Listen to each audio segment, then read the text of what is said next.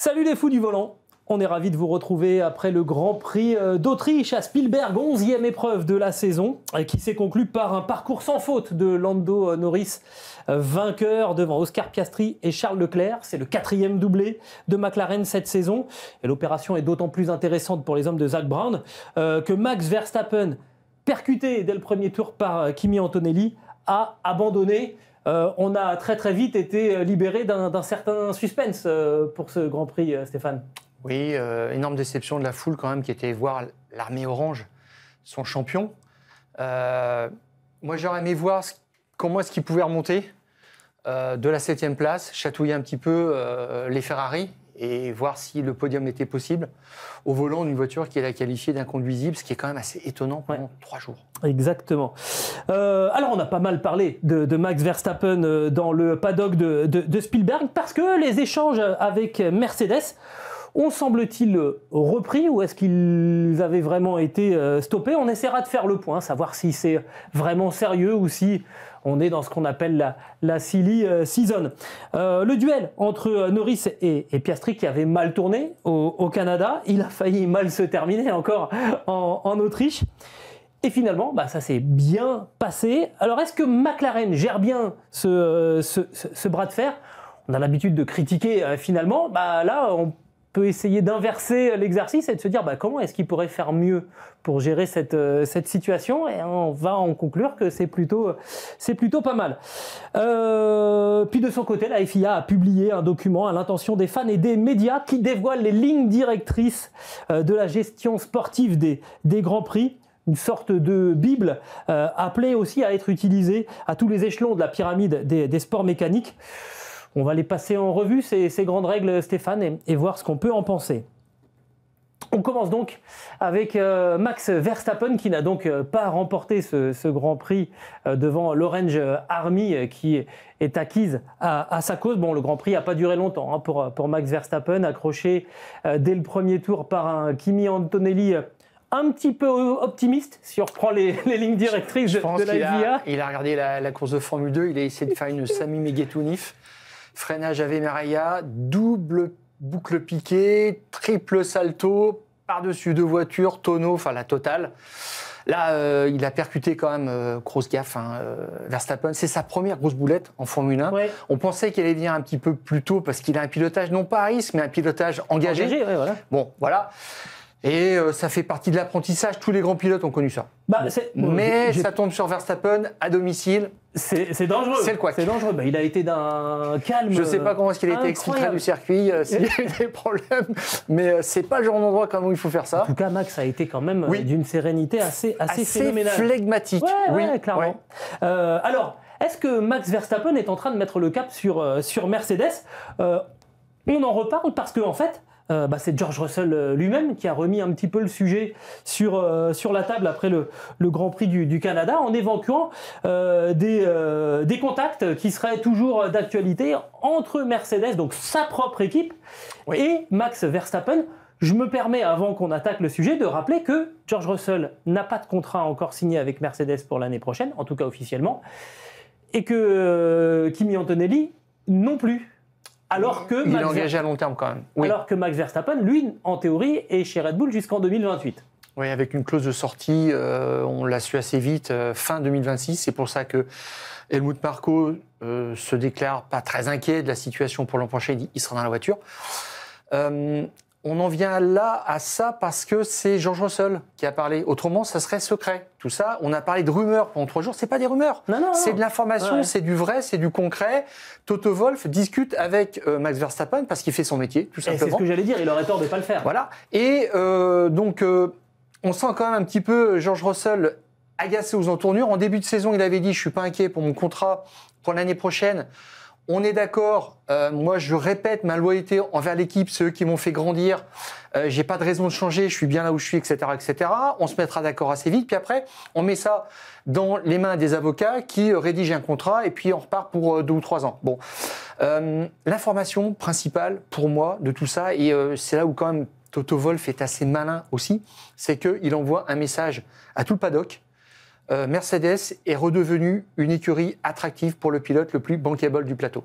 c'est clair. Il essaye de faire passer le message. Alors, il aurait fait cette approche il y a 2-3 ans. Verstappen aurait dit poliment, bon, j'ai ce qu'il me faut, ma voiture est très compétitive, progresser, puis on en reparlera. Là, ils jouent régulièrement avec le podium. Ils avaient gagné récemment. À Montréal. Voilà, ils sont 2e au championnat ou 3e à 1 point. Ça veut dire que c'est du solide, qu'on annonce des choses intéressantes pour l'année prochaine où le paddock vraiment aime répéter que le moteur Mercedes sera la référence l'an prochain. Bon, voilà.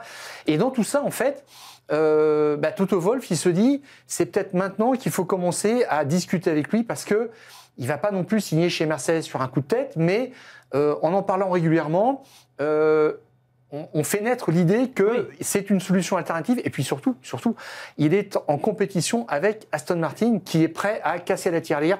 Alors, il faut que je vous explique.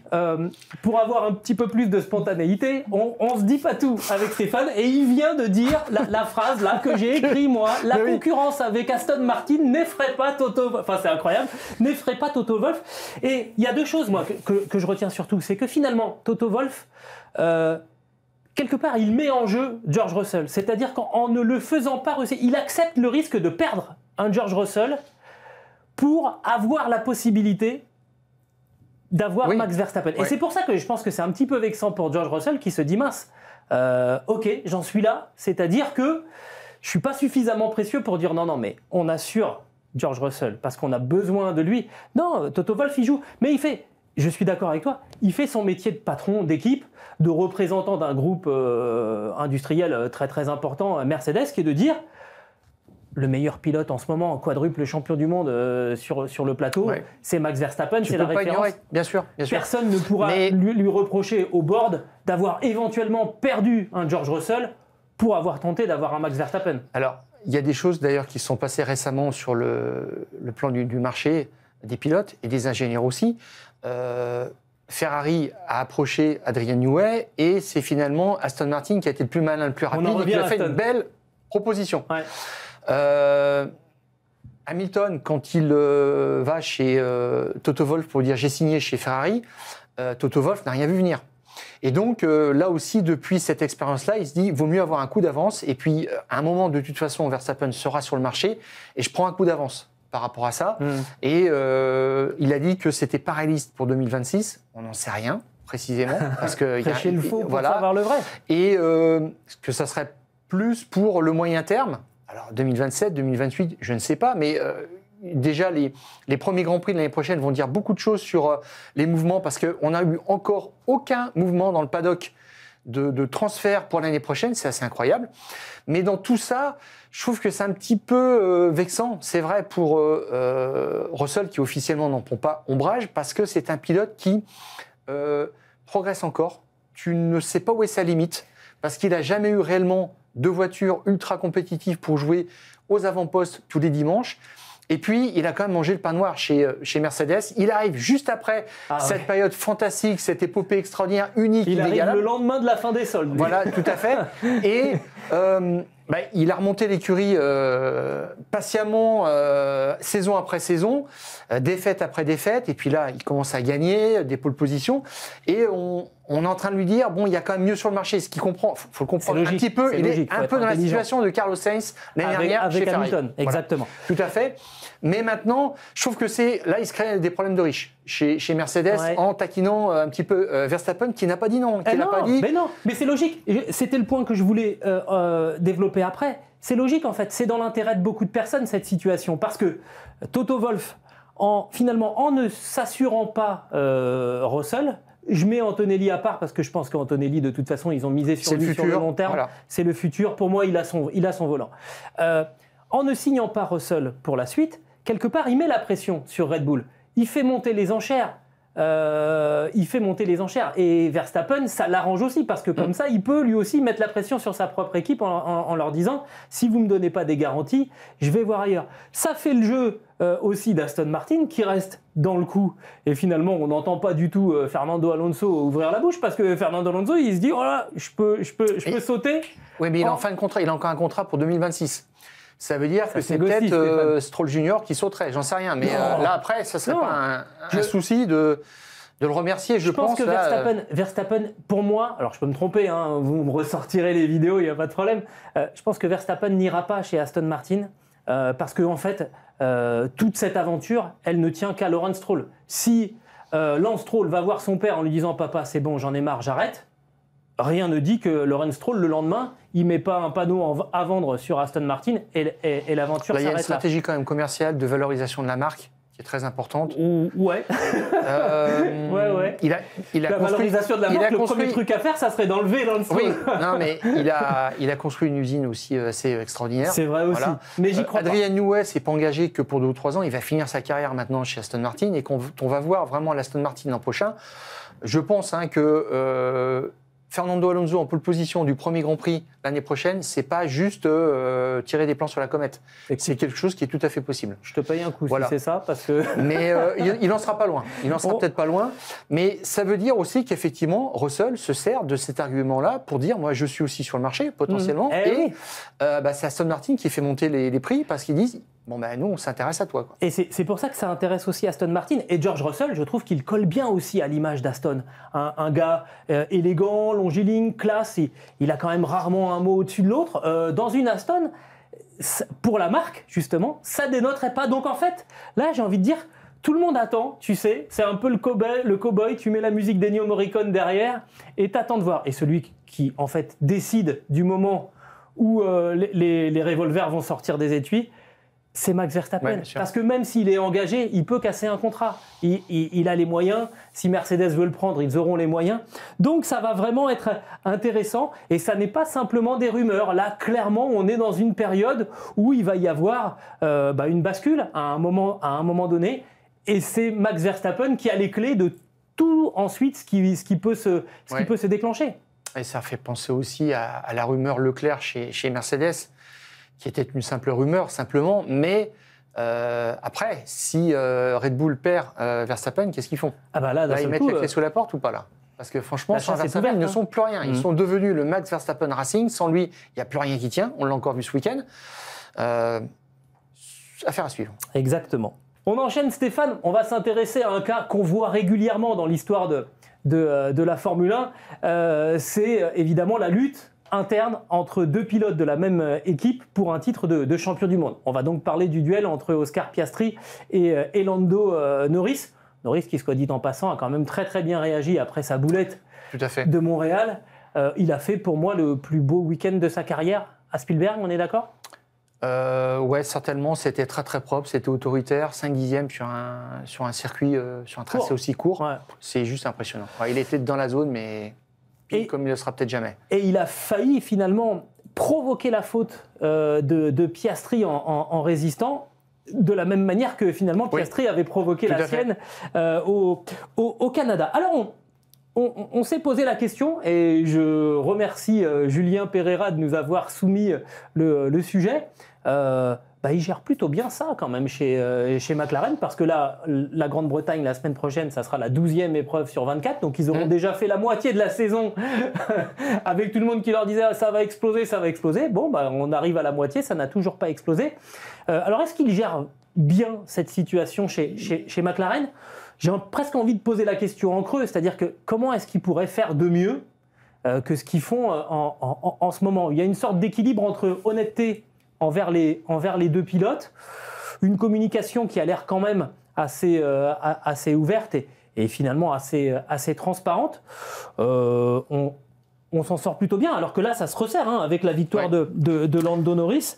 On a quand même un écart qui s'est réduit à 15 points seulement. On a des chiffres, les chiffres les plus importants de mi-saison qui sont très équilibrés, entre Piastri et Norris. Au nombre de points, il y a 15 points d'écart, 216 contre 201. Les podiums, c'est 9 partout. Voilà, les duels en qualification après 11 épreuves, c'est 6-5 pour Piastri, donc c'est le balancier à chaque fois. Ouais. Les grands prix menés, c'est un petit peu plus net en faveur de Piastri, 6-3, mais parfois ça tient à des rentrées au stand, des choses comme ça, un tour en tête, mais le nombre de tours en tête est quand même assez net. Piastri 233, Norris 113. Mais la réalité, c'est qu'il y a 15 points au championnat et que ça va peut-être durer comme ça. Et c'est parti pour aller jusqu'au bout. Tant qu'il n'y aura pas 25 points d'écart, il n'y a aucun des 2 pilotes qui aura un point de sécurité. Alors pour en venir à ce que tu disais, est-il possible de mieux gérer ? Zak Brown a certainement trouvé le mot juste, le patron de l'écurie McLaren. Le plus important est que tout reste équitable. Et ça, il l'avait dit avant le Grand Prix. Piastri l'a dit dans ces mêmes termes. Tout ce que nous demandons est une chance équitable. Lui et Norris. Point. Voilà. Ça veut dire quoi? Ça veut dire que le pire serait de non pas choisir un pilote, mais d'arbitrer de façon maladroite. Et ce qui donnerait simplement un avantage. Donner l'impression. Tout à fait. Même sans que ce soit réel. Qui serait exploité et qui nourrirait de la rancœur. Et c'est là où tout commencerait à s'emballer un petit peu. Mais on n'a pas l'impression que c'est ça pour une raison, pour moi, essentielle, entre Lando Norris et Piastri, qui va au-delà de leur caractère, qui sont un petit peu, c'est pas opposés, mais ils sont différents quand même. C'est que ce sont deux pilotes qui n'ont connu que McLaren en Formule 1. Ça, c'est quasiment unique. Quand il est arrivé à la tête de l'écurie fin 2016 ou 2017, je ne sais plus, Zak Brown a dit il faut faire monter Norris. Tout simplement, il est un pilote de Formule 2, une saison Formule 2, ils le font monter tout de suite. Et puis, c'est lui aussi qui a récupéré de façon opportuniste Piastri en 2023. Et là, il a ces deux jeunes loups qu'il a voulu, qu'il a choisi, parce qu'il pensait déjà à l'avenir. Il y avait des pilotes comme Fernando Alonso qui étaient dans l'écurie, mais lui, il pensait à tout ce qu'il allait réaliser, tout ce qu'il allait mettre en place. Et ces deux pilotes n'ont connu donc qu'un boss, Zak Brown, et ils ont du respect pour lui, je pense, vraiment. À tel point que Zak Brown ne prend jamais la parole à la radio pour les calmer tous les deux. C'est vrai. Ça arrive de temps en temps pour Toto Wolff, non pas pour calmer ces deux pilotes qui sont en bataille, mais juste dire, Georges, concentre-toi sur la course, t'inquiète pas, etc. C'est un petit peu comme ça que ça va.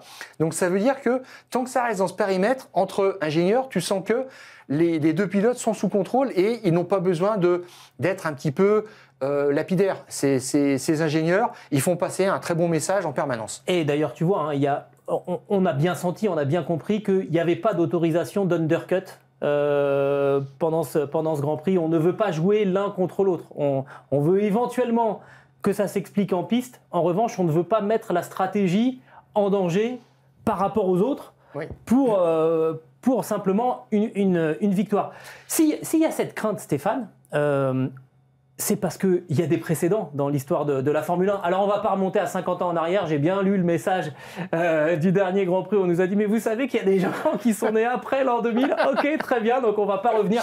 Parce que la référence de la guerre interne chez McLaren, c'est évidemment Prost-Senna. Ça, on ne va pas vous la refaire. Il faudra une émission spéciale. On ne va pas vous la refaire. Mais sur les 15 dernières années, on a quand même quelques exemples, et y compris chez McLaren, où ça s'est quand même très très mal passé.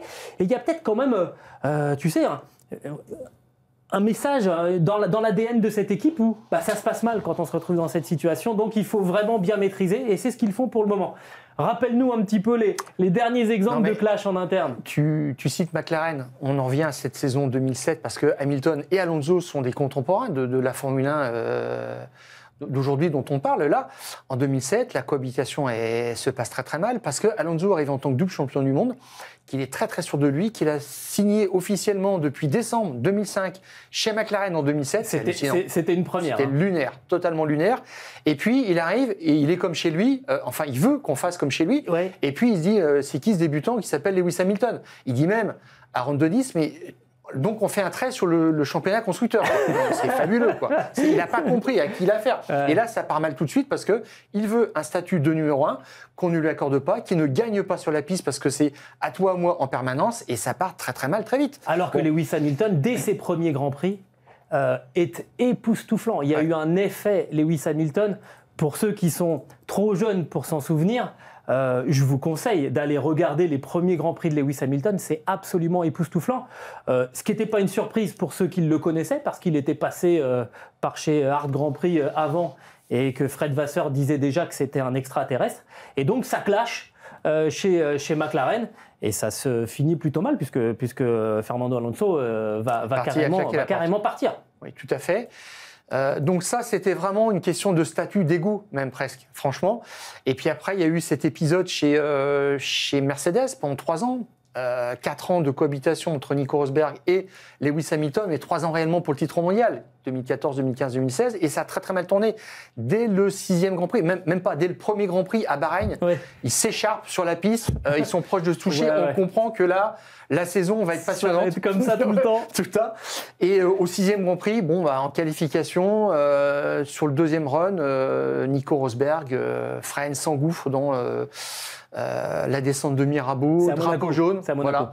Et Lewis Hamilton ne peut pas tenter de lui reprendre la pole position. Et c'est là que tout part en vrille, quoi. Et on sait que ça va être à couteau tiré pendant toute la saison. L'un des sommets, mais il y en a eu d'autres, c'est 2016 en Espagne où il y a un accrochage.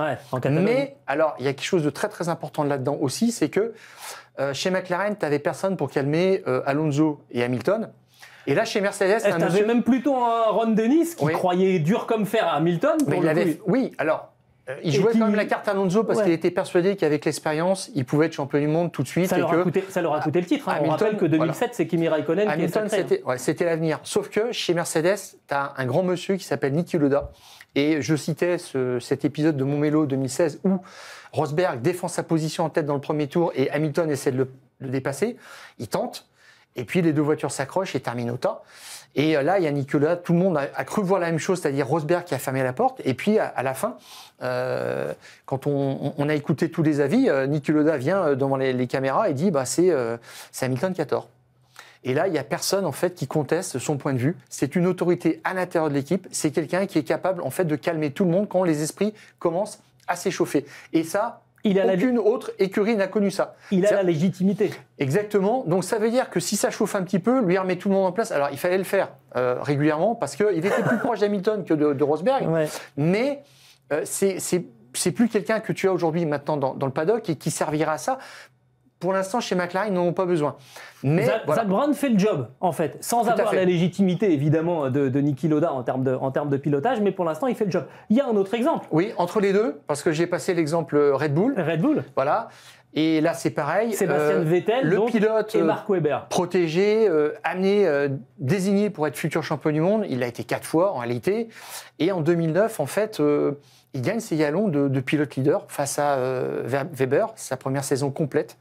Dans un grand team, il termine vice-champion du monde. Et puis là, Red Bull, de toute façon, a choisi son camp. Donc les dés sont pipés, même si Weber fait tout ce qu'il peut pour faire valoir son droit, il s'aperçoit qu'il y a plein de petites choses qui le ramènent à sa condition de numéro 2. Et il y a quelqu'un qui ne fait pas entièrement son travail parce qu'il ne peut pas, c'est son manager. Flavio Briatore, qui a été interdit, qui est persona non grata dans le paddock. Donc ça veut dire que ça prive quand même Weber d'un contrepoids. Donc c'est ce qu'il faut aussi pour quand deux pilotes en fait se battent, c'est que il faut aussi des gens qui soient un petit peu au-dessus de la mêlée, soit pour les calmer, soit pour argumenter pour eux aussi. Donc c'était pas le cas parce que c'était le tout pour Vettel chez Red Bull. Donc c'est pour ça aussi qu'il y a eu quelques accrochages, mais qu'au final, c'est Vettel qui l'emportait à chaque fois. Et j'en reviens à ce que tu disais. Au final, un Niki Lauda, il avait la parole pour dire un coup c'était ta faute, un coup c'était la tienne. Donc, les pilotes pensaient qu'il y avait une équité entre eux, ce qui n'était pas le cas chez Red Bull entre Vettel et Webber, et ce qui n'était pas tout à fait le cas non plus chez McLaren entre Hamilton et Alonso. Et là, pour le coup, c'est vrai que chez McLaren, on donne le sentiment de traiter parfaitement sur un pied d'égalité. Sachant que les deux. Norris est géré par Zak Brown en direct et que Oscar Piastri, c'est le pilote de Mark Webber, qui est très discret pour l'instant. Donc quand on verra un petit peu les esprits s'échauffer ou les petites phrases, le jeu des petites phrases entre Zak Brown et Mark Webber, on se dira tiens, la tension monte. C'est pas encore justement, je me dis qu'est-ce qui peut faire dérailler un peu le truc. Ils ont quand même la vie un petit peu facilitée par les adversaires. Mercedes qui fait un grand prix sur 2, en gros. Ferrari qui n'a pas les résultats escomptés. Red Bull qui est en train de perdre le fil avec Max Verstappen. Donc, ils ont plus du double des points au classement des constructeurs par rapport à leur plus proche rival. Donc, c'est l'avance la plus importante dans un barème à 25 points. Depuis Red Bull, je crois, c'est en 2023. 417 points pour McLaren. 210 pour la Scuderia Ferrari. C'est quasiment le double de points par rapport au deuxième du classement, alors qu'on est presque à mi-championnat. Donc quelque part, ça leur donne le luxe de pouvoir gérer un petit peu la chose, et même s'il y avait eu accrochage là à Spielberg, ça n'aurait pas remis en cause la position dominante de McLaren au classement des constructeurs. Non, puis alors, le précédent, en fait, créé par Norris au Canada aussi, a quelque chose d'assez rassurant. Il s'est excusé platement. On imagine aussi que si Piastri fait une boulette, il en fera de même. C'est pas le genre non plus à s'énerver. Alors, il l'a fait entre-temps. Tout à fait. Dans le tour de rentrée, en disant que voilà, c'était son erreur. Voilà, tout à fait. Donc ça veut dire que là aussi, c'est pareil. Ils sont sous contrôle. C'est deux garçons qui sont assez intelligents, qui se respectent. On verra où ça nous mènera, mais... Tu sais ce qui peut faire changer ? Pour l'instant, ça va. Et puis en plus, leur avenir est assuré à long terme chez McLaren. C'est des purs produits McLaren. Donc, je pense qu'ils veulent s'installer dans cette écurie. Ils n'ont pas intérêt à être le facteur qui est de désordre. Piastri, c'est un produit Alpine qui s'est sauvé parce qu'on n'a pas réussi à faire, parce qu'on n'a pas su fermer la porte chez Alpine. Ce qui pourrait faire changer la chose aussi, c'est le jour où Norris est devant Piastri au championnat. Là, pour l'instant, ça fait longtemps maintenant que Piastri a pris l'avantage au championnat. Je suis pas sûr que l'équilibre resterait le même si on inversait les positions. Qu'est-ce qu'on peut faire de mieux maintenant si on a la place de Zak Brown ? En stratégie, c'était assez drôle quand même parce que dimanche, il y a Tom Stallard, l'ingénieur d'Oscar Piastri, qui l'appelle pour lui dire delta de 4 secondes, c'est-à-dire grosso modo, delta de 4 secondes ou d'une seconde et demie, en voulant dire si tu restes en piste, on rentre, mais on sera derrière de toute façon et tu seras un petit peu derrière une seconde et demie, ou alors tu restes un peu plus en piste, tu seras un petit peu plus loin parce que tu vas perdre de la perfo, mais avec tes pneus qui seront plus récents, en fin de Grand Prix, tu pourras peut-être avoir une opportunité. Et Piastri dit qu'il préfère cette opportunité. D'ailleurs, c'est un petit peu ce qu'il a fait. Il est revenu comme une bombe à la fin. Ouais. Et Tom Stallard lui dit, c'est ton choix, c'est ta stratégie. Bon.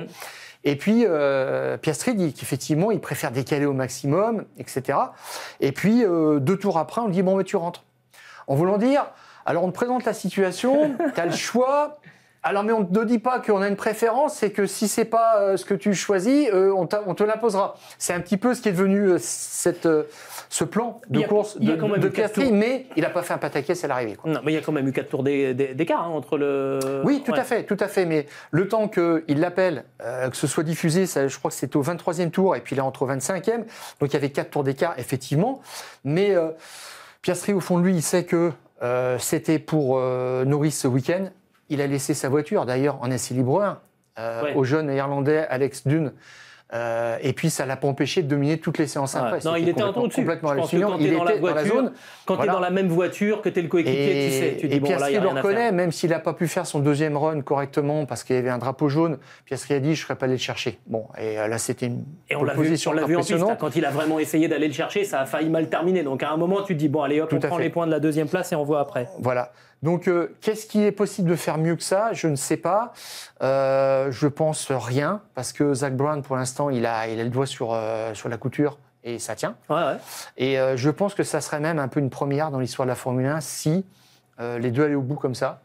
Parce qu'il y a souvent un peu des frictions, il y a du ressenti, il y a des choses comme ça. Arriver. Voilà. Mais, tu vois, en y repensant un petit peu, chez McLaren, il y avait une belle cohabitation, en fait, empreinte de respect entre Button et Hamilton aussi. Ils n'ont pas été... Mais ils étaient pas à la lutte pour le titre. À la lutte pour le titre mondial, mais je suis sûr qu'avec quelqu'un comme Button, et puis Hamilton forcément aussi, ça n'aurait pas dégénéré. Et que ça aurait été jusqu'au bout entre gentlemen. Je suis assez convaincu sur Button. Hamilton, c'est quand même un mal alpha pour moi. Mais bon, ok, on n'a pas eu la solution. Bon, bref, voilà. D'habitude, on dit toujours, mais il fallait pas faire ça et tout. Bah là, pour le coup, on voit pas bien comment il pourrait faire beaucoup mieux.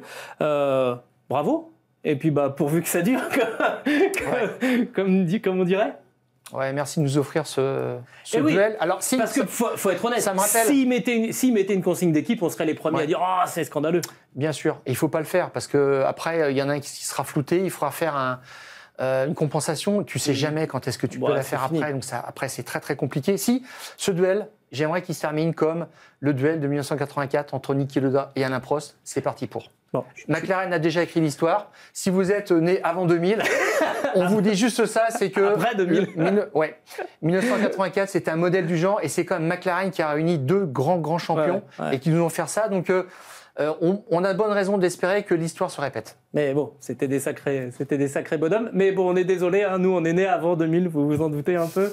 Et allez regarder aussi comment ça s'est passé en 84 entre Alain Prost et Niki Lauda.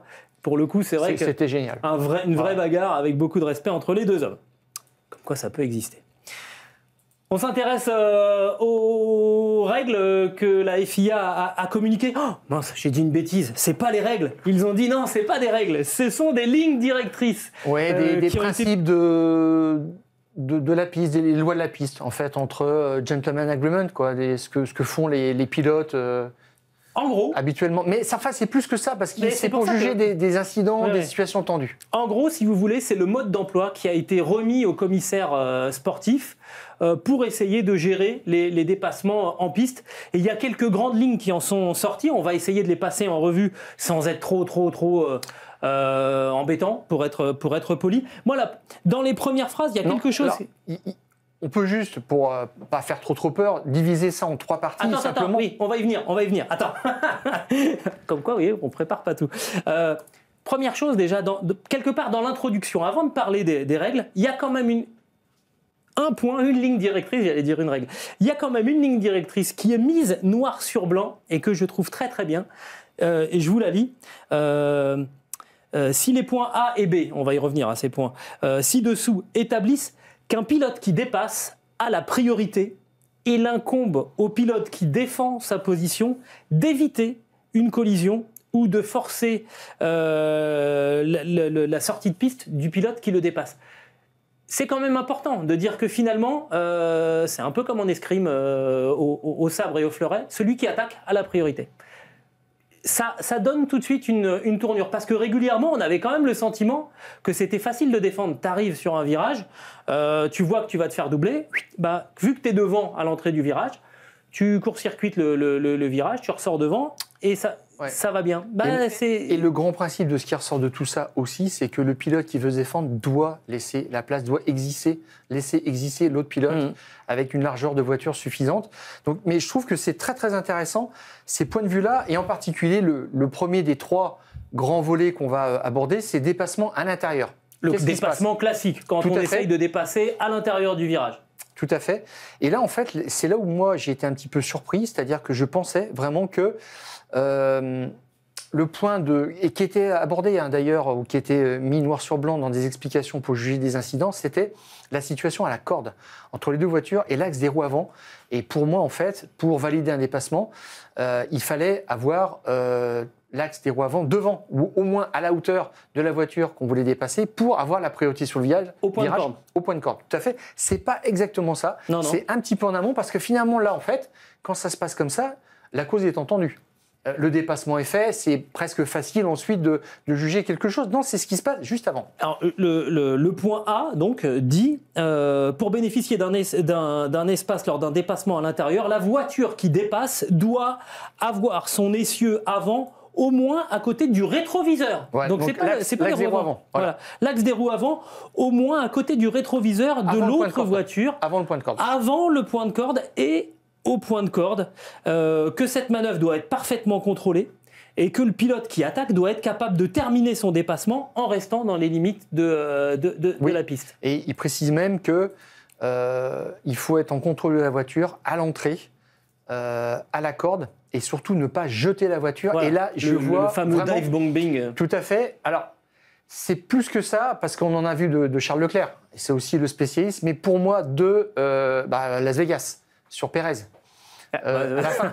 C'est-à-dire un dépassement vraiment où il jette sa voiture, mais où ça fonctionne. Les deux voitures ne se touchent pas, mais le cas de figure le plus délicat, c'est avec Verstappen, où en fait il jette sa voiture pour avoir ses roues devant l'axe des roues avant de l'autre voiture, pour avoir la priorité sur le virage. Et après, il fait ce qu'il veut, c'est-à-dire que lui, il reste dans les limites de la piste, mais l'autre pilote, qui est doublé, doit sortir. Et je vois là c'est pas facile à arbitrer, qui va limiter Verstappen dans ses actions, je pense. Vraiment, là-dessus, alors, on n'a pas écrit ça pour contre Verstappen pour l'empêcher d'essayer de dépasser, etc. Mais il avait exploité, je trouve, ce point-là un petit peu trop. Et on en vient à quelque chose d'un petit peu plus raisonnable. Qu'est-ce qui se passe avant la corde? Et ce qui est surprenant, effectivement, c'est les roues avant sont au niveau du rétroviseur. Ben là, tu as le droit de dépasser. Et surtout, l'autre pilote, en fait, doit te laisser de la marge suffisante. Il ne peut pas se refermer sur toi. Ouais, Autrement, il a tort. Voilà, moi je trouve qu'on donne finalement l'avantage, la vraie priorité à celui qui attaque. Ça, c'était donc le cas A. Le cas B, maintenant, Stéphane, dépassement par l'extérieur d'un virage. Alors, la FIA précise une chose importante, un dépassement à l'extérieur sera toujours vu comme plus difficile à accomplir. Donc, c'est plus difficile aussi à juger. Donc, c'est là aussi où... c'est pas le cas de figure le plus courant, mais ça arrive aussi dans certaines situations, dans DS, etc. Alors, les points qui ont attiré notre attention, donc avoir son essieu avant, devant l'essieu avant de l'autre voiture. Donc là, on parle plus des rétroviseurs, on parle de niveau des Par contre, on juge au point de corde. Mais là, cette fois, c'est que à la corde. Donc il y a quand même 2 nuances par rapport au dépassement à l'intérieur. Pareil, il faut que la manœuvre soit contrôlée à l'entrée dans le virage, au point de corde et jusqu'à la sortie, pour être capable de prendre le virage dans les limites de Voilà, c'est la troisième condition. Bon, c'est clair là-dessus, c'est limpide. On est d'accord. Quelque part... Sachant que celui qui dépasse doit pouvoir, en fait, contrôler aussi sa manœuvre. C'est-à-dire qu'il ne doit pas pouvoir arguer que c'est le pilote qui est à côté qui a essayé de le mettre dehors. Ça va se voir aussi. Donc, il y a des choses aussi comme ça qui sont faites dans un troisième volet où on décrit, en fait, qu'est-ce que les commissaires doivent se poser comme question en voyant un incident, un dépassement qui s'est mal terminé, soit par un off, soit par un accrochage. Et ça, c'est vraiment intéressant. Alors, pour le coup, je suis un petit peu privilégié parce que pour avoir commenté pas mal de courses avec Paul Belmondo, qui est régulièrement appelé à officier en Formule E, Paul a déjà évoqué cette espèce de process que les commissaires doivent observer pour finalement essayer de répondre à une question. Est-ce que le dépassement était illégal ou pas? Il y a toute une série de questions. Déjà, on va faire les 4 premières. Ouais, comment les voitures sont-elles arrivées à l'incident? Voilà. Est-ce qu'il y avait un différentiel vraiment de vitesse, des choses comme ça, donc freinage tardif, plongée, c'est ce que tu évoquais, ou mouvement freinage. Ça aussi, c'est le point essentiel. Est-ce que la manœuvre était tardive ou optimiste? Tout à fait. C'est pareil. Hein, c'est généralement le cas de figure le plus courant, une manœuvre optimiste. Et puis, que pouvaient savoir ou anticiper les pilotes? C'est vrai que là, c'est dur. Hein. C'est-à-dire qu'il faut en fait un passé de pilote pour pouvoir juger ça. C'est ça qui est important. Et puis, la manœuvre pouvait-elle réussir sur la piste? Voilà. Autrement dit, l'attaque Ave Maria, c'est considéré comme une faute aujourd'hui. Quelque chose qui ne peut passer que par miracle. On ne veut plus trop voir ça sur les circuits. Après, il y a plein d'autres questions, mais je trouve que le processus est intéressant. Ouais. Donc, les suivantes, c'est juger un petit peu de l'état de la voiture, des conditions. Ça aussi, c'est pareil. Il faut avoir observé le Grand Prix. Quelle stratégie a été mise en place par les 2 pilotes pour savoir dans quel état de forme ils sont et de potentiel pneumatique, des choses comme ça. Donc, est-ce que l'une des voitures avait du sous-virage, du sur-virage, ou est-ce qu'elle a bloqué les roues avant, le plus couramment, ou arrière? Est-ce qu'une manœuvre d'un des pilotes a contribué à aggraver la situation, c'est-à-dire à contribuer à l'incident? Et puis après, est-ce que ce virage est particulier? C'est vrai que ça aussi, c'est pareil, dévers, bordure, courbure du virage ou point de corde, qu'est-ce qu'il y avait de particulier? Et puis ensuite, effectivement, c'est l'état des pneus. Est-ce qu'il y avait de l'usure ou est-ce qu'il y avait du grip ou pas? Parce que si tu n'as pas les bons pneus ou tu sors des stands et que tu as tes pneus qui ne sont pas en température, il faut en tenir compte. Ça peut être un facteur effectivement qui explique. On a tendance à voir les incidents de façon immédiate. Et puis on veut aussi un résultat immédiat, et c'est peut-être aussi pour ces raisons, cet ensemble de raisons, que les jugements arrivent après 7, 8, parfois 10 tours, ou parfois même après l'arrivée. Après l'arrivée, oui, c'est clair. C'est une façon aussi de communiquer de la part de la FIA. Il y a un dernier point, moi, qui a attiré mon attention, Stéphane, je ne sais pas si c'est ton cas, tu vas nous le dire. Il y a une phrase, moi, qui m'a intéressé aussi, c'est celle-ci.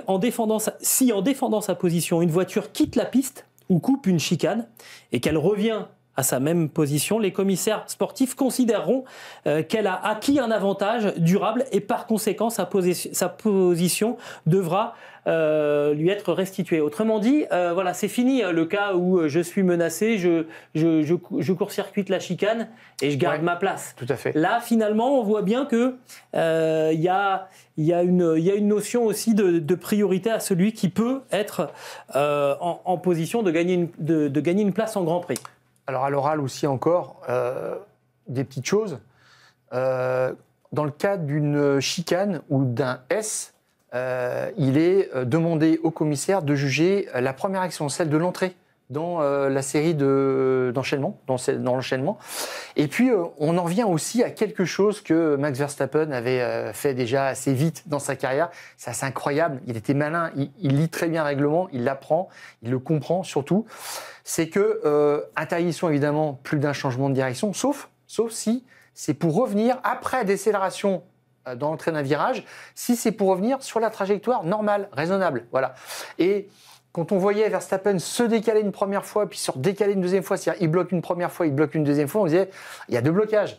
Et les commissaires disaient ah non, en fait, parce qu'il revenait juste sur la trajectoire pour prendre son virage. Bien un moment qu'il reprenne sa trajectoire normale. Donc ça aussi, c'est pareil. C'est mis noir sur blanc maintenant. C'est porté à notre connaissance. Et les autres pilotes ont mis quand même du temps pour intégrer aussi cette notion-là que Verstappen avait vue avant tout le monde.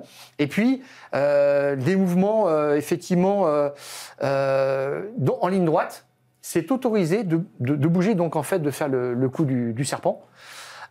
Pour casser l'aspiration d'un autre pilote qui est derrière, mais qui doit être à une distance de sécurité. Donc ça aussi, c'est admis. On peut vraiment louvoyer. C'est ça. Dans les lignes droites, il faut le savoir. Donc on le verra peut-être un petit peu plus tard dans la saison à Monza, où il ne faudra pas s'en étonner. Ça risque d'avoir... En tout cas, le fait de publier toutes ces règles, ça risque d'avoir aussi des conséquences qu'on n'imagine pas. C'est-à-dire qu'il y a les pilotes qui vont effectivement reprendre ce process et essayer de déterminer de nouveau...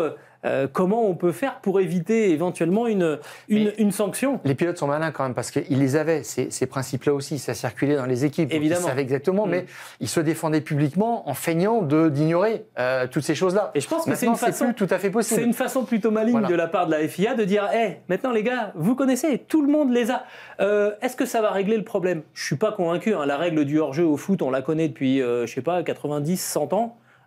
Toutes les 2 minutes, il y a une polémique sur l'arbitrage au football. Mais alors tu l'as dit aussi en présentant ce sujet, ça sera valable pour toutes les catégories, parce que la FIA précise quelque chose aussi qui est intéressant. Il est très important que les pilotes juniors aient les mêmes principes que ceux de la Formule 1. C'est peut-être le plus important. Cependant, une moindre tolérance sera imposée car les risques d'accident sont plus grands par leur plus faible expérience. Voilà. On y est, donc tout le monde va parler le même langage. Et puis parce qu'on est beaucoup plus exposé quand on fait du karting, alors les vitesses ne sont pas les mêmes, je suis d'accord, mais il peut y avoir des gros accidents en karting. Mais je pense, alors là pour le coup, il y a deux choses. Je trouve que c'est très intelligent de la part de la FIA de publier ça, comme ça au moins voilà, en toute transparence, on vous dit comment les commissaires travaillent pour mettre une sanction ou ne pas en mettre. Ça va être d'autant plus compliqué maintenant parce qu'il va falloir toujours être d'une parfaite cohérence. Sinon, maintenant qu'on a les règles, on va leur dire alors là, attendez, la réponse c'est pas la bonne. Et puis deux, on est à 6 mois des élections à la FIA. Je pense que un mandat qui est marqué par quand même quelques sauts autoritaristes, ou en tout cas où on tape du poing sur la table et on dit voilà c'est comme ça, c'est pas autrement, un petit peu de transparence, un petit peu de communication, ça peut pas faire de mal. Souviens-toi, c'est le premier dossier qui a été mis sur le bureau du président Mohamed Ben Sulayem quand il est arrivé en décembre 2021. Il a eu à gérer cette histoire de... L'après Michael Masi.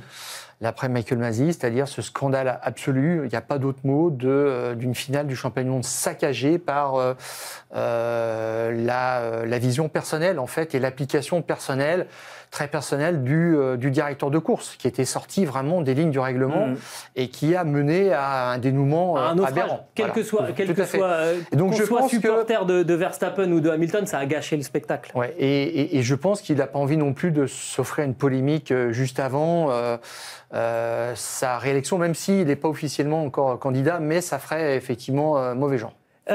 Stéphane, ce qu'on peut peut-être donner aussi comme information, c'est éventuellement, on mettra peut-être le lien sur la page YouTube pour que les personnes, parce que là on en a fait une lecture quand même assez rapide, on y a passé quelques minutes, mais on vous mettra le lien en commentaire sur la page YouTube des Fous du Volant, du document officiel de la FIA. Il est public, hein, donc vous pouvez le télécharger, c'est un PDF et vous pouvez en faire votre propre lecture. Mais c'était plutôt intéressant, je trouve, cette démarche de communication. Maintenant, à voir pour la suite. La suite, c'est justement le Grand Prix de Grande-Bretagne à Silverstone dès le week-end prochain. On clôturera la première moitié de la saison puisque ça sera la 12e épreuve sur 24. À quoi on peut s'attendre du côté de Silverstone? La riposte de Piastri qui a quand même subi Lando Norris à Spielberg. Il faut réagir tout de suite, on l'a dit, plus que 15 points d'écart. La réaction de Mercedes qui a quand même été aux abonnés absents pendant ce Grand Prix. C'était dans un trou noir, ouais. en Styrie, oui. On va voir si Ferrari poursuit sa belle montée en régime. Oui. Alors, et puis Red Bull aussi. Enfin, il y a toutes les écuries ont des dossiers quand même assez importants. Tu veux qu'on commence par lequel si tu veux Red Bull, alors là, c'est même plus une question de réagir. Pour Red Bull, faut redresser la barre. Red Bull a inscrit 19 points sur les 3 derniers Grands Prix. Ah oui, d'accord, j'avais pas vu ça comme ça. C'est un de moins que Sauber. Voilà, ouais. Voilà où on en est chez Red Bull. Tout à fait. Enfin, tu veux dire le Max Verstappen Racing. C'est un peu ça. Max Verstappen qui est à 61 points désormais de Oscar Piastri. Ouais, donc Christian Horner a été honnête, au moins il a dit la course au titre maintenant c'est terminé. Mathématiquement, c'est pas le cas. Max Verstappen a dit tant mieux, on m'en parlera plus. Comme ça, j'aime bien, il est toujours. Franchement, il a une super répartie. Ouais, c'est clair, on est d'accord. Et le gros point d'interrogation, c'est le comportement de Tsunoda, encore une fois, sur circuit très alerte, de flow, où il y a beaucoup d'enchaînements qui conditionnent vraiment des secteurs entiers du circuit. Je pense un petit peu comme au S à Suzuka, où il y a tout un enchaînement. Si tu le réussis, tu es le roi du monde. Si tu rates l'entrée, t'es fini, quoi. C'est fini. Et là, je trouve que Christian Horner, il a un petit peu changé de vocabulaire par rapport à Tsunoda. Parce que là, il a fait une course horrible. Tout simplement, c'est juste hallucinant. Ce qui est pas loin d'être oui, la vérité. Tout à fait. Mal qualifié, éliminé en Q1, nulle part, dernier. Des accrochages. Tout à fait. Des choses vraiment. Il est en train de se perdre, en fait, Tsunoda, comme avant Liam Lawson, comme avant Sergio Perez. Enfin, c'est incroyable quand même cette situation. Oui, tout à fait. Moi, je lis un petit peu ça. Il a dit nous avons besoin de comprendre pourquoi il s'est trompé ce week-end. Mais surtout le week-end. Hein. Enfin, surtout le week-end, il a dit. Essai libre, ça allait encore un petit peu. Et puis là, après, il s'est complètement écroulé. Il s'est effondré en qualif. Et puis après, en course, c'était la galère, mais sans nom, quoi. Et il a dit qu'il a besoin de retrouver la confiance. Alors, il a dit nous allons l'aider. J'ai l'impression qu'il reprend un peu les mêmes communiqués de presse qu'avec Sergio Perez. C'est quand même assez ou avec Lawson. Mais il a dit aussi quelque chose. Il a dit la voiture a évolué au cours des années autour d'une voie de développement que nous avons emprunté. Qu'est-ce que ça veut dire? Ça veut dire que pendant des années, ils ont développé la voiture d'une façon assez cohérente, assez logique. Pierre Vacher, qui est le directeur technique chez Red Bull, a expliqué où est-ce qu'ils allaient et il n'a pas dérogé de cette voie. Et donc la voiture a évolué petit à petit. Ils n'ont pas fait un aller-retour sur des évolutions de voiture. Ils n'ont pas enlevé tout un kit à un moment donné pour remettre autre chose. Non, ça veut dire que la voiture est dans un processus d'évolution, qu'il faut comprendre ça et qu'il n'y a pas à être perdu tant que ça parce que les ingénieurs donnent des informations sur l'évolution de la voiture et comment est-ce qu'il faut procéder pour un petit peu l'amadouer, quoi. Et là, il dit, Christian Horner, elle n'est pas facile à piloter, mais pas difficile non plus. Ça veut dire que il faut trouver le mode d'emploi. Il faut trouver le mode d'emploi. Oui, il faut s'appeler Max Verstappen. Tout à fait, c'est-à-dire qu'elle a une fenêtre d'exploitation qui est extrêmement étroite. Et là, Tsunoda, c'est là où c'est un petit peu risqué. Là, maintenant, il rentre dans une zone un peu de turbulence. Il y était, mais encore plus. Il dit que c'est vraiment difficile, pour moi, explique Yuki Tsunoda, de trouver la raison pour laquelle je suis lent. Ouais. Ça, c'est un vrai souci. Et c'est la pire situation pour un pilote. Je dois voir si je peux faire quelque chose de différent dans mon style de pilotage ou prendre quelque chose de particulier chez Max Verstappen pour aller plus vite. En d'autres termes, Red Bull risque de demander maintenant à Yuki Tsunoda de devenir quelqu'un d'autre. Ils avaient fait ça avec Pierre Gasly, avec Alex Albon, ça peut pas marcher. avec Sergio Perez. Ils lui mettaient un moment les réglages de Verstappen, il pilote comme ça, regarde la télémétrie, fait pareil, et puis on verra ce que ça donne. Mais tu peux pas piloter comme Verstappen. Direction les abysses. Bah oui. Donc là, il est vraiment en danger. Et tu sens même qu'ils sont prêts de le lâcher, clairement. Donc le break estival arrive, c'est quelque chose qui est une échéance qui a toujours été compliqué chez Red Bull. On a vu quelques valses de baquet à ce niveau-là. Et ils sont un petit peu embêtés parce qu'en même temps, ils n'ont pas tellement envie de mettre Isaac Hadjar. Ils savent les erreurs qu'ils ont faites auparavant avec d'autres pilotes. Donc, je ne sais pas comment est-ce qu'il va s'en sortir. Ce qui a quand même gêné Red Bull à Spielberg, c'est la chaleur.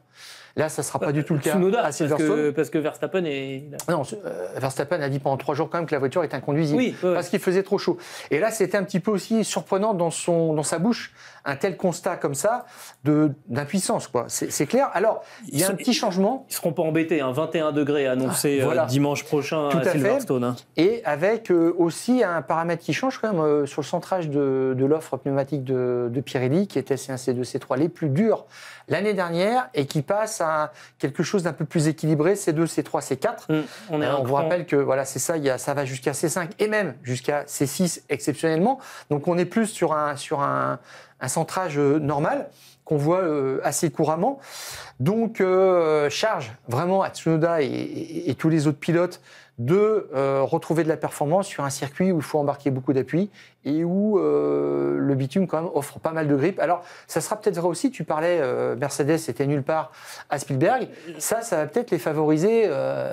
Toto Wolff a donné plusieurs raisons de la méforme des W16 sur Canal+ ce week-end, en d'autres termes, en particulier la température. Ouais, et il a résumé ça formidablement. Alors je sais pas s'il l'a dit sur Canal, moi j'ai juste vu la décla, il a dit quand je mets un pull, la voiture marche bien. Autrement dit, quand il fait frais, la Mercedes est plutôt performante. Là, a priori, 21 degrés, je pense qu'il peut se permettre de mettre un petit pull. Et d'ailleurs, aussi... ce qu'il faut voir aussi un petit peu, c'est que c'est un circuit de pilote quand même. Oui, il faut avoir de la confiance. C'est pour ça que je suis vraiment très dubitatif sur la possibilité de Tsunoda. Mais on l'a vu parfois des pilotes avec des voitures un petit peu moins performantes à Silverstone. Quand vous avez vraiment l'engagement, parce c'est un circuit d'engagement. Quand vous rentrez dans Maggots, Beckett, Chapelle, c'est un circuit de pilote, c'est un circuit fantastique pour ça. Alors. Là, on le verra encore peut-être un petit peu entre samedi et dimanche. Les pilotes s'éclatent sur un tour le samedi. C'est plus difficile le dimanche pour dépasser. On verra. Mais c'est un circuit de pilote. Recordman des victoires, 9 pour Lewis Hamilton. Sir Lewis Hamilton, c'est le record. Tout circuit confondu. Jamais un pilote n'a autant gagné sur un circuit. Devant Prost, quand même 5. Et puis Clark, Mansell, Schumacher, 3 victoires. Ça veut dire que pour gagner déjà plusieurs fois à Silverstone, il faut se lever tôt. Mais alors là, c'est juste fantastique. Et puis, on peut peut-être avoir aussi un retour de Ferrari. Historiquement, ils sont bien. Ils ont le record de victoire, 15. Tu parles d'Hamilton. Imagine voilà. Hamilton. Là, on a la combinaison parfaite. Remporter sa première victoire pour avec Ferrari. À Silverstone, écoute, je mettrais peut-être une petite pièce. S'il y a un moment dans la saison où il faut faire un pari comme ça, et il monte en gamme quand même. Hamilton, tu regardes ses qualifs, 6e, 5e, 4e, il se rapproche de la vérité, du plus haut du podium. Et puis les pole positions, pareil, il en a quand même signé 7. C'est le record à Silverstone. 3 pour Clark, Mansell, Damon Hill et Alonso. Donc là aussi, c'est pareil, ça ment pas, quoi. C'est un circuit qui pour les seniors. Tout à fait. Exactement. Et chez les constructeurs, là encore, record de pole position pour Ferrari. Donc, allez, on met une petite pièce sur Ferrari ce week-end. J'y crois pas trop, mais honnêtement, ça serait vachement bien. Pour l'intérêt du championnat, ça serait top. Je pense qu'on se dirige quand même vers une première ligne orange. Les essais libres. La première séance vendredi à partir de 13h30, la deuxième à 17h. Donc ça, c'est pour vendredi, évidemment. Avec un certain Paul Aron dans la Sauber, que Briatore veut faire tourner de toute urgence. Il a peut-être une derrière la tête, parce que c'est aussi un réserviste d'Alpine. On verra bien. Et puis, sur la grille de départ, quand tu la citeras dimanche, ça sera plus 3 places pour... Kimi Antonelli. Voilà. Qui paye sa boulette du premier XXL. tour oui. à Spielberg. Samedi... la séance d'essai libre 3 à partir de 12h30, les qualifications à partir de 16h, qualification à Silverstone, toujours très spectaculaire, hein, c'est vraiment, on l'a dit, un marqueur. Et la course, elle, aura lieu dimanche à 16h. Nous, de manière assez exceptionnelle, et on en est plutôt content, on se retrouvera lundi en fin de journée pour la publication des Fous du Volant. On avance un petit peu la publication de votre podcast consacré à la Formule 1, podcast. Bon, bref, votre émission sur les Grands Prix de Formule 1 à lundi prochain. Donc d'ici là, on va surveiller tout ce qui se passe sur cette belle planète de Formule 1. Et on se retrouve lundi, Stéphane ? Oui, sans faute. Et d'ici là, on coupe le contact.